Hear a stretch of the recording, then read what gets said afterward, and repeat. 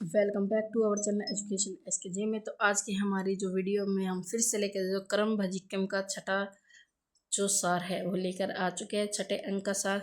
तो आइए शुरू करते हैं। तो इस अंक के सार में क्या है, कर्ण और देवेंद्र के संवाद के रूप में तथा उनमें उनमें से कर्ण का दानवीरता का परिचय दिया है। अंक के आरंभ में कर्ण का विस्तृत स्वागत भाषण तथा कर्ण लोगों को सब कुछ यहाँ तक कि शरीर भी देने के लिए उगाद है, पर लोगों ने उसे घोर अपमान के सिवाय कुछ भी नहीं दिया।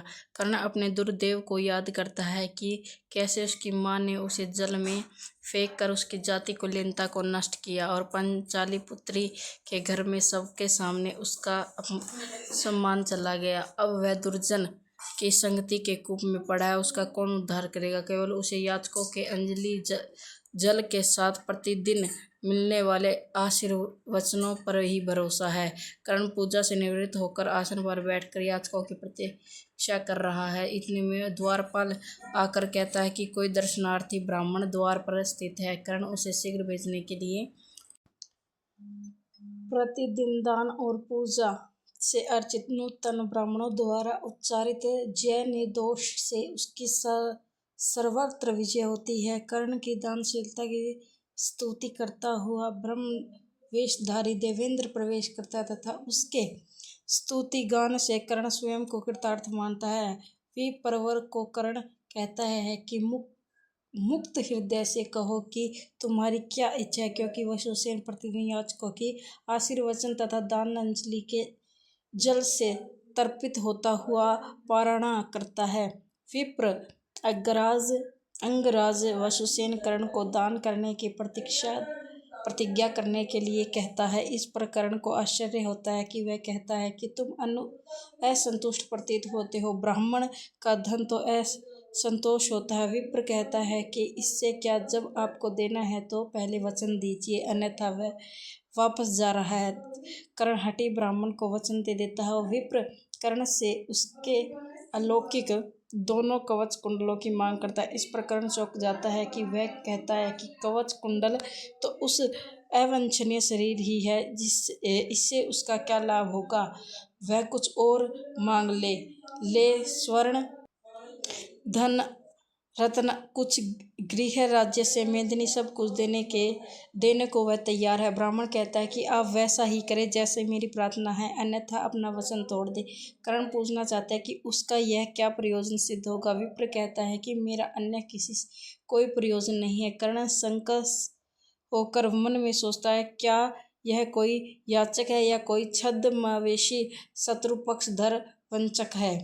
इतने में आकाशवाणी होती है कि ब्राह्मण ठग इंद्र है और तुम्हारे मारने के प्रयत्न में है। वसुसेन, तुम इसे कवच और कुंडल मत देना। कर्ण अशरीरवाचक को कहते हैं, मैं दान के वचन की क्रिया को कैसे त्याग सकता हूँ।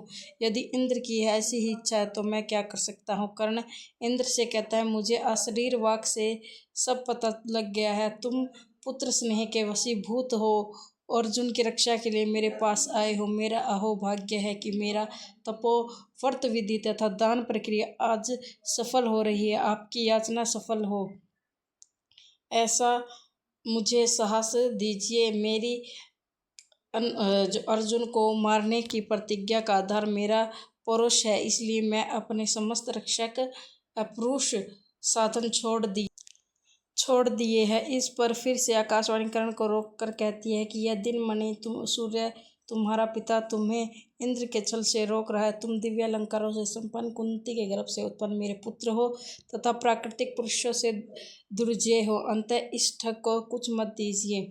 कर्ण पिता से पूछते हैं कि मुझे जल में पड़े देखते हुए तुम्हारा पैतृत्व कहाँ चला गया था। कुंती ने तो पुत्र को अपमान व्यवस्थित से देखकर भी पहचानने की इच्छा नहीं की। जीवन संग्राम में विपत्ति के समय अकेला ही रहा हूँ। अब इस दान के प्रसंग में तुम मेरे यश को क्यों दूषित कर रहे हो। याचकों को देना है, ऐसी मेरी प्रतिज्ञा को कोई नहीं रोक सकता। वह देवेंद्र को अपने कवच और कुंडल उतार कर दे देता है। इंद्र उसके देरे को देखते रह जाते हैं और कवच और कुंडल को ग्रहण कहते हैं, वसुसेन, सचमुच तुम दानवीर हो। मेरे प्रभाव से तुम्हारा शरीर पूर्णवत सुरक्षित हो जाएगा। कर्ण कहता है कि ये अनश्वर शरीर से जो अर्जित करने योग्य था वह सदयस मेरे अर्जित कर लिया है। आज कल्प वृक्ष स्वामी होते हुए भी इंद्र उसके द्वार पर स्वयं भिक्षुक बनकर आए हैं। जन्म लेने वालों का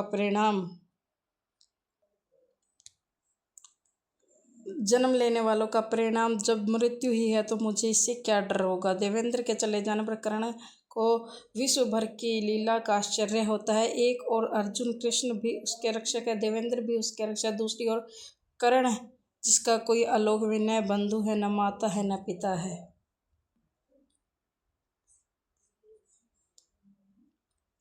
दुर्योधन की कुसंगति का यह फल है। शौर्य, बल, विद्या, दान, धर्म मनुष्य को ऐसा वैसा प्रभावित नहीं करते जैसा कि दुर्जनों की संगति। समाज ने कर्ण को क्या दिया है? तिरस्कार, अपयश, कलुष, कुंठा और करदम। कुलीनता की यह मृचमटिका अपने ब्रह्मजाल में मुझे जैसों को तपाती हुई केवल प्राण ही हरती है, प्यास नहीं बुझती। यह ऊंचा है या नीचा है, इस प्रकार की खाई खोदकर यह कुलीनता समाज को विकृत करती है और लोक विनाश भी करती है। तो यह अकेला वसुसेन क्या करेगा? सर्वत्र उसका एक छल साम्राज्य है। वे ही प्रशासक है, वे ही प्रशंसक है, वे ही उपदेशक है, वे ही आश्चर्य है, वे ही यजमान है। यह निकृष्ट जीवधारी वसुसेन कैसा भी शौर्य प्रदर्शित करे अथवा युद्ध जीत ले, दानवीर हो जाए, पर इसके लिए जन हृदय में न कोई सहानुभूति है, न दया है, न प्रशंसा है। जो बिंब प्रतिबिंब हो गया उसे बदला नहीं जा सकता। इन सब बात का जो संस्कृत में वाक्य कुछ इस प्रकार कहे गए हैं कि कौलेन मृच मटिका भ्रम सवर बांतरेन, जो अभी हमने ऊपर पढ़ा है वो सब ये है संस्कृत में दिया गया है। ठीक है, आगे चलिए।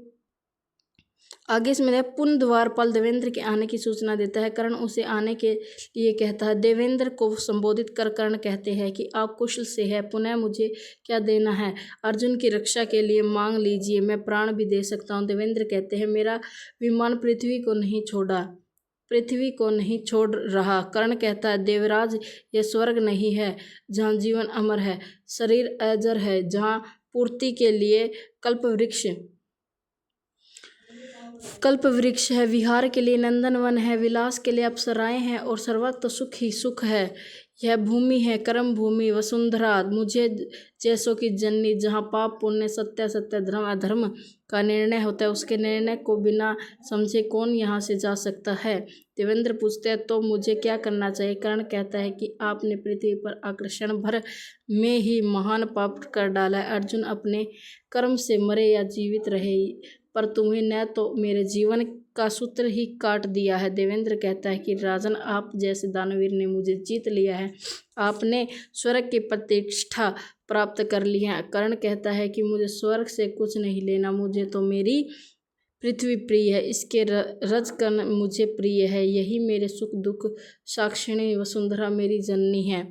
देवेंद्र कहता है कि मेरा हृदय पश्चाताप कर रहा है, इसके प्रत्याशी के रूप में मैं तुम्हारी रक्षा के लिए वज्र शक्ति तुम्हें दे रहा हूँ। शत्रु का संहार करने वाली यह अमोघ शक्ति प्राण आपत्ति में पड़ने पर, शत्रु की मार पर तुम्हारे पास वापस आ जाएगी। कर्ण कहता है कि उसने प्राणों का मोह छोड़ दिया, मुझे केवल धनुष मेरी भुजाओं पर ही भरोसा है। देवेंद्र कहते हैं कि राजन, ऐसा करे जिससे पृथ्वी मेरे विमान को मुक्त कर दे, यह शक्ति ले लीजिए, अन्यथा विमान मुक्त नहीं होगा। देवेंद्र पुरंदर का प्रसाद मानकर कर्ण उस अमोघ शक्ति को ले लेता है। इंद्र प्रस्थान करते हैं, धीरे धीरे नेपथ्य में विमान उठने का शब्द होता है। वज्र शक्ति पाकर पुनः इंद्र के मन में विजय की आशा का स्फुलिंग फूट पड़ता है। वह स्वयं को अर्जुन का मारक बना हुआ मानता है, फिर सोचता है कि अर्जुन ने उसका क्या बिगाड़ा है। वह उसी की माता गर्भ से उत्पन्न हुआ, उसका सगा भाई है, कदाचित यह न हुआ होता।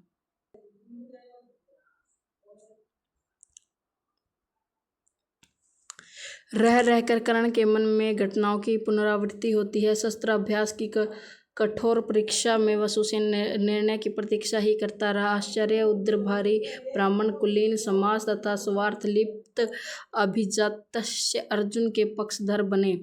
वसुसेन अपनी वरिष्ठता केवल भुजाओं के बल से अर्जुन को मार कर ही सिद्ध कर सकता है। आज सब अर्जुन की रक्षा और कर्ण को मारने के लिए प्रयत्नशील है, दुष्चक्र रच रहे हैं। कर्ण रण क्षेत्र में ही पराक्रम का निर्णय प्राप्त करेगा। कर्ण आकाश की ओर देखते हुए देवेंद्र को संबोधित कर रहा है कि कर्ण अब रण क्षेत्र में तुम्हारे पुत्र की शक्ति और साहस को देखेगा। पथ्य में सूचना मिलती है कि सेनाध्यक्ष पद पर अभिषिक्त पितामह भीष्म कुरुसेन का निरीक्षण करते हुए जा रहे हैं।